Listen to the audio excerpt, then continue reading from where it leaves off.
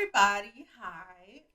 Welcome back to my channel if you've been here before. If not, welcome to my channel. My name is Ada, aka or Chata Mami, aka Athena 420. Today's video is really important to me, very special to me because it's about a place that I came from. It's where I was born. I'm an immigrant from El Salvador, and I've always been intrigued by El Salvador's history, so I figured that I'd make a video about our Civil War, which was huge. It's a big thing, so I wanted to talk about it. So the Salvadoran Civil War lasted about 12 years from 1980 to 1992, and it was fought between the government of El Salvador and the Faramundo Martí Nacional Liberation Front, which was a coalition of left-wing groups. But how did we get to the Civil War? How did this happen? The war was born essentially from the coffee bean industry. There were 14 families called the 14 familias, and they were in the top 2% of the population that got rich from the coffee bean industry. And even though the working class was the ones that did all the work, they were the ones that were harvesting the coffee beans. The 14 familias are the ones that were able to profit from it. So this kind of caused some tension between the upper class and the lower class in El Salvador. Where did they get their name from? In the 1900s, in the early 1900s, Faramundo Martí was a peasant who started a revolution, pretty much. So him and a bunch of members from the working class started a guerrilla group that peacefully protested against the upper 2%, so the upper class that was profiting off of the backs of the working class. In 1932, there was a massacre that occurred. It was called La Matanza, and it was after a peasant rebellion had occurred that was started by Faramundo Martí. About 10,000 to 40,000 people lost their lives during this rebellion, including Faramundo Martí, who was the leader of the rebellion, one of the leaders of the rebellion. And so there was a political party that was born from this, named after Faramundo Martí. It was called the FMLN, FMLN. The war officially began after the government was promising to improve living conditions for the working class, and they failed to deliver on those promises. So there started to be some tension there already was tension between the upper class and the lower class, but now there was even more tension because the government was promising these things that they couldn't deliver on. Me personally, where this comes to head, my dad, he actually ended up fleeing the Civil War in the 80s and coming to the States in the 80s, but my mom had to live through it. She didn't come to the States until after having me in 94. So I was born in 1993. So I spent 2 years in El Salvador, and I ended up coming here when I was 2 with my mom after my dad had his citizenship and he was able to bring us over. Unfortunately, my grandfather on my mom's side fought on the side of the government, because remember, this was a war that was fought between the government and the military. They kind of went hand in hand, the government and the military, and then the working class folks. So my mom always tells me, that even though my grandfather was in the military, my grandfather was a cop, and she told me that she would never say this out loud to him, but she sided with the guerrilla groups. 5 of the major guerrilla groups in El Salvador formed the FMLN, La FMLN. Oscar Romero, also known as Monsignor Romero, was a Catholic priest that fought for the working class, and he actually spoke up against some of the things that the military and the government was doing, and he ended up being killed during mass. I'm sorry. I live in Baltimore. There's always sirens going off in the background. So let me wait for that.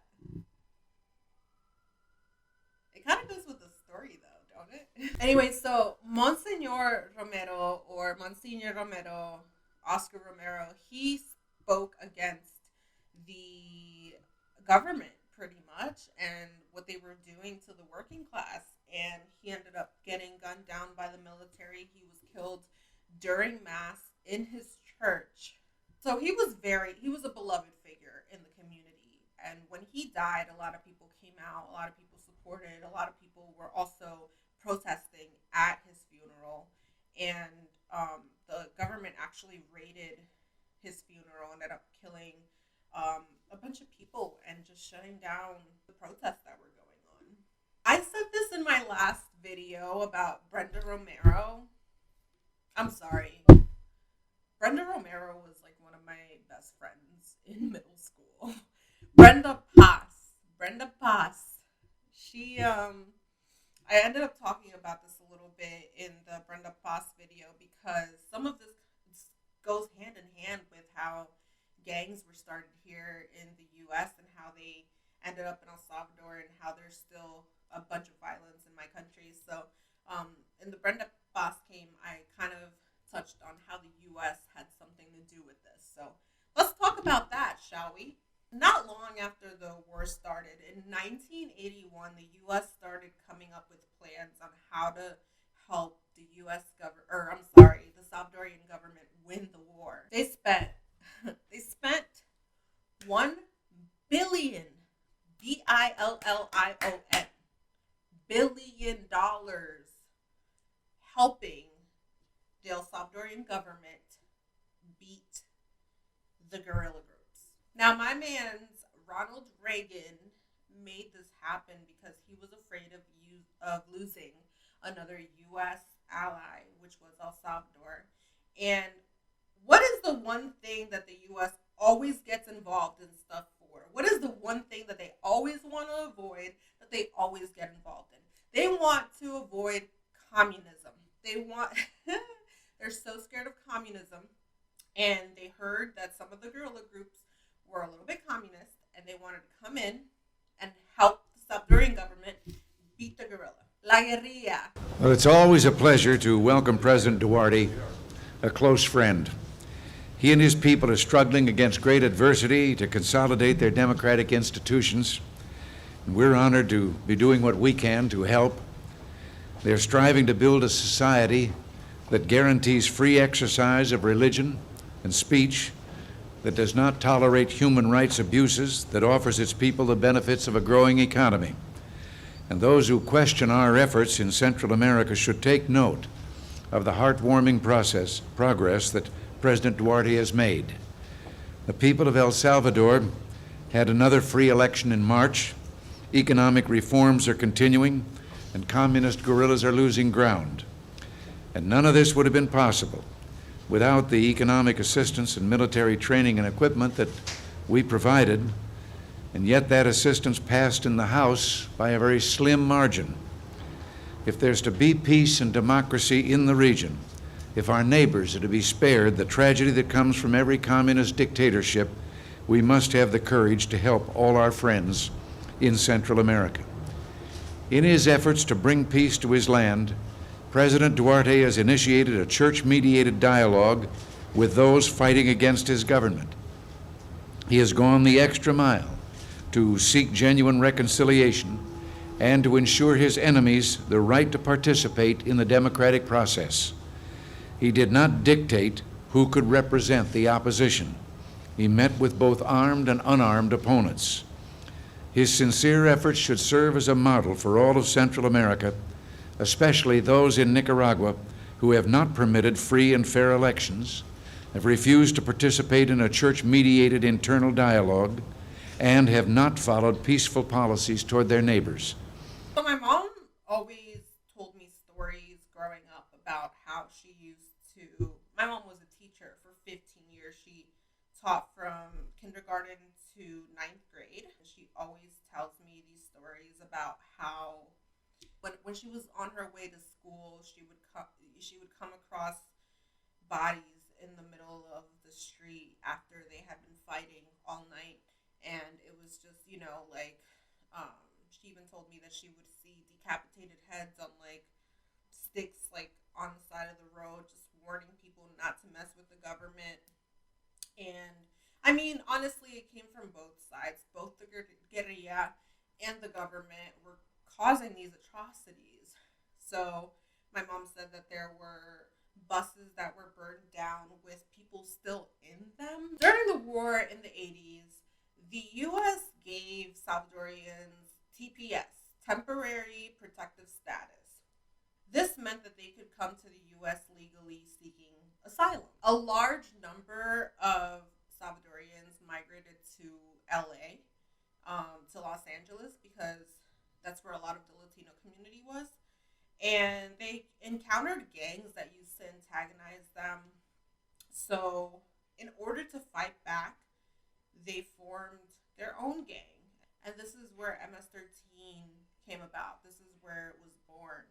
MS-13 was formed in Los Angeles during the war, a little bit afterward to when these gangs were coming together. When MS-13 was born, it first began as this kind of like, kind of like a group of people that wanted to protect each other, but then they started taking part in illegal activity, which got them deported back to El Salvador. So we had these gang members going back to El Salvador that probably didn't have the best intentions, and the country started having an influx of gang violence or just violence in general. And unfortunately, I wish there was a happy ending to this, but there really isn't, because this is where we're still there right now. There are still people getting deported back to El Salvador that happen to be in these gangs. The violence slows down, it picks back up. Unfortunately, that's just how it is, and it continues to be that way. I haven't been back to El Salvador since I was 15 years old, and it's been over a decade, and I still feel really nervous about going back, even though that, there are a lot of people that assure me that it'll be okay. Just make sure that you know where you go and that you have people with you. You're not out at night and stuff, but I still feel really nervous, especially because in El Salvador, a lot of the people with tattoos are in gangs, unfortunately, and that's kind of what people will tie you to, is a gang, if they see you walking around with tattoos. Anyway, this was my condensed history of the Salvadoran Civil War, and I could go into this so much more, but I hope that this made kind of like a more of an understanding of where we're coming from. When I say that the U.S. contributed to the immigration, especially illegal immigration to the U.S., this is what I mean. This is what I'm talking about. But leave your thoughts down below. Thank you so much for watching my video. I'll talk to you in the next one.